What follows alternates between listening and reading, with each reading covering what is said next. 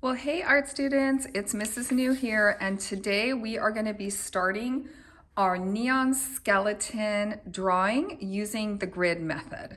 So today I'm going to show you how to set up the grid on your background paper and how to begin tracing your template. So you can see here is one that I've already gotten traced using the template with the skeleton with the phone. So that is pretty fun. Now, things you'll notice about this is on the top, it is numbered from 1 to 11. And then on the side, it has letters from A to M. And this one I drew with a regular number 2 pencil so you can kind of see it. For my demo today, I am going to be using a white colored pencil just so you can see it really, really well. So let's move this one aside. You guys are going to get a piece of paper that's 11 by 14. It's a black piece of paper. And the first thing that we need to do here is to set up our grid. So what I'm going to need is a couple rulers. So unfortunately, my little rulers don't go all the way, but they will go all the way this way. So I'm going to need 2 rulers. I'm going to need a long yardstick and a shorter ruler, or I could just use the yardstick, but I'm going to go ahead and use both. And what I'm going to do is make a grid. So let's take a look at our templates. You can see again, they're numbered already for you from 1 to 11, and they have letters A through M already on them. But I have to make my grid on here. So it's not rocket science. On a ruler, we're doing a 1-inch grid. So every time there's a number on the ruler, that is where you're going to make a tick mark on your paper. I'm going to start down at the bottom of my paper, and I'm going to make sure that the 0 of my ruler is on the edge, which is basically the edge of the ruler, but make sure to line it up. And then on every inch, I'm going to make a tick mark. So there's every inch, a tick mark, 4, 5, 6, right across. And I'm going to do this on the top and the bottom of my paper. So watch this. Now I did the bottom. I'm going to slide my ruler, slide it up to the top. Don't do this. Don't flip your ruler, okay? Just, you got it here. Just slide it up. And I'm going to do the same thing here, starting with the 1. I'm leaving a little space on the top of the black paper so that I can put my tick marks. All right, good. I'm done with that step. Now I'm going to do the tick marks on the other side, the long side of the paper. And for that, I need the longer ruler. So again, I'm going to line up this edge of the ruler, starting with the 1. Oh, and I want to make sure I'm on the inches. Yeah. Yep, that's the inches, I'm pretty sure. Okay, so starting with the 1, I'm just gonna leave a little room on the black paper and make my tick marks across, putting a tick mark at every number, okay?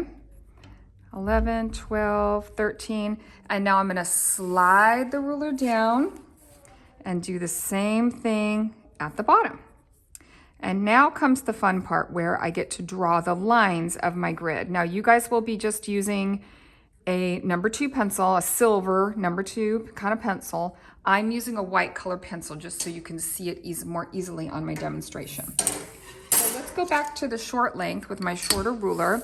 I'm gonna line up my tick marks. I'm gonna put my pencil here, line this up to the bottom one, and make a line, okay? And I'm gonna do that with all of my tick marks. Now, if you start to draw these and they look really crooked, go ahead and stop. It might mean that your tick marks are not quite lined up, and it might mean that you need to redo the part of the tick marks. So if I start drawing these and they all look a little crooked, stop, come grab me, and you can always flip your paper over and start the grid on the other side of your paper. We're not gonna throw it away. We're gonna try the other side before we throw away the paper. But you can see I'm going kind of fast for the demo. You would probably take a little bit more time. Use your eyes, line up the top and the bottom. And that's why it's important to make your tick marks visible so that you can make all your tick marks or all your lines from your tick marks. Okay, so there we go. Now I'm gonna turn the paper and do the other longer side. So again, I need my longer ruler for this. And go ahead and line these up and make my boxes this way. So this is a 1-inch grid. So we are going to be taking our template of our skeleton and blowing it up just a little bit from a 1/2 inch to a 1-inch grid. So your skeleton picture that you're drawing is going to be slightly bigger than the template, okay? And this is just called grid drawing. It's a really great way to recreate an image. And by this time, you've probably already done a practice sheet to kind of figure out how to work with grid drawing. But it's a very easy way to, increase the size of an image and to recreate an image. So there is my grid. And now I'm gonna turn my paper back to vertical, just like my template. And now I'm gonna put the letters and the numbers, just like on here. I'm gonna start with the number 1 on my very first box, and I'm gonna make my numbers pretty small. 4, 5, 6, 7, 8, 9, 10, 11. So I should have 11. So make sure you've got 11. And then on this side, my box A is gonna start here. That's where my first A goes. So not the one where I have the number 1, but this one here is gonna be A, B, C, D, E, F, G, H, I, J, K, L, M. And now my grid is set up and ready to go. So you can see how much bigger the one paper is and how this skeleton picture is gonna get blown up.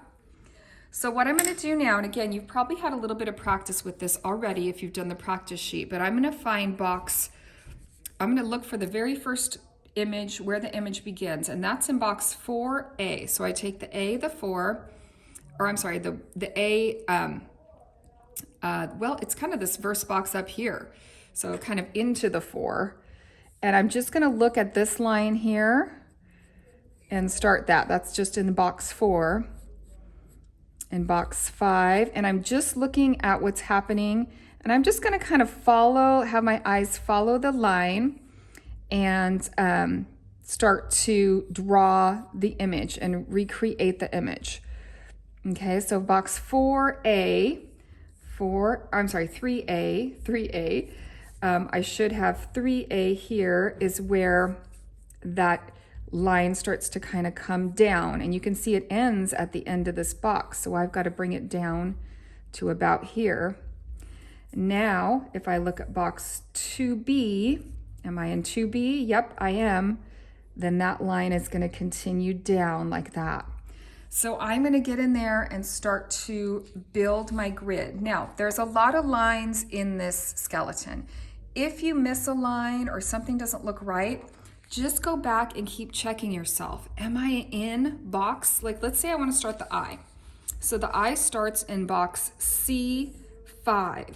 So in box C5, that's where the I starts. And it might be, as you're drawing, that you kind of like lose track and you're like, wait a minute, am I in the right spot?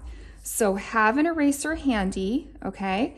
Because you might end up, kind of in the wrong box and something's not going to look right. So that might mean that you need to, readjust as you go, and that's okay. So having a eraser handy is also a good idea, either a cap eraser on your pencil or one of these bigger erasers, okay? So now I would just continue the drawing, and this is going to take probably 1 to 2 class periods because that's pretty detailed. And then eventually I'll get my skeleton all the way on here.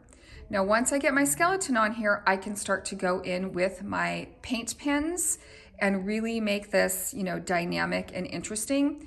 And I'll be showing you that on the next video.